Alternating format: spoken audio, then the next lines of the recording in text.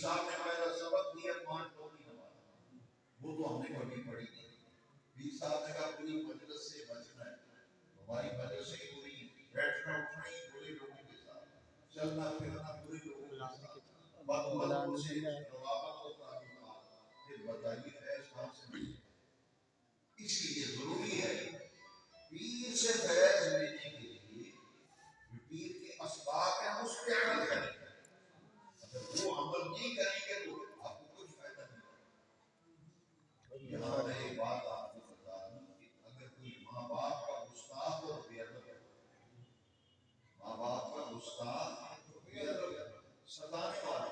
وہ پکے بھی جائے مدینہ پاک میں جائے اسے کچھ نہیں ملے گا۔ کیوں؟ ادھر سے آواز آنی ہے پہلے ماں باپ کو راضی کرنے کی آواز، ماں باپ کو ماں باپ میرا جہاز ہے، ماں کو دکھ دی ہے، تکلیف دی ہے، باپ کو اذیت دی ہے، ستایا ہے، گناہ میں جلوائے ہیں ماں باپ کو، اور بکی جا رہے ہیں میں اکبر میں چلتا ہوں بڑا کرنا چاہتا ہوں، پہلے ماں باپ کو راضی کر، کیونکہ حدیث نہیں ہے ماں باپ کی رضا میں اللہ کی رضا ہے، ماں باپ کی ناراضگی میں اللہ کی ناراضگی ہے۔ لہذا دوستو آج 75ویں درس قرآن کا یہ پیغام ہے کہ دین کے ساتھ جڑو، ماں باپ کو سب سے پہلے راضی رکھو، کوئی ایسی بات نہ کرو جس سے ماں کا دل دکھے، باپ کا دل دکھے، ماں باپ کو گناہ میں مت دلواؤ، ان کو اذیت مت دو۔ اپنے شیخ اور پیر یہاں آپ بیت ہیں، پیر نے جو سبق دیا تھا اس پر عمل، اگر کہیں بیت نہیں ہے تو مرشد کامل کو تلاش آئے تو اس کے آپ کے بیت میں ان کی صحبت میں بیٹھے، ان سے سبق لیں،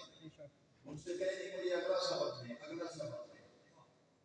مرید ہونے کے بعد کتنے مرید ہیں جو سبق لیتے ہیں، کوئی بھی نہیں لیتے، بلکہ کہتے ہیں دکان نہیں چل رہی،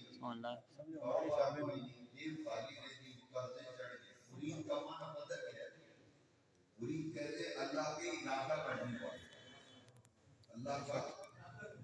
پہلے لوگ مرید ہوتے تھے، وہ کہتے تھے اللہ کی جائے، اللہ کی عرفان نصیب ہو جائے، اللہ کی معرفت ہو جائے، اللہ کا قرب ہو جائے۔ ان کی نیت اس لیے مرید کہتے ہیں جو اللہ کا ارادہ کر کے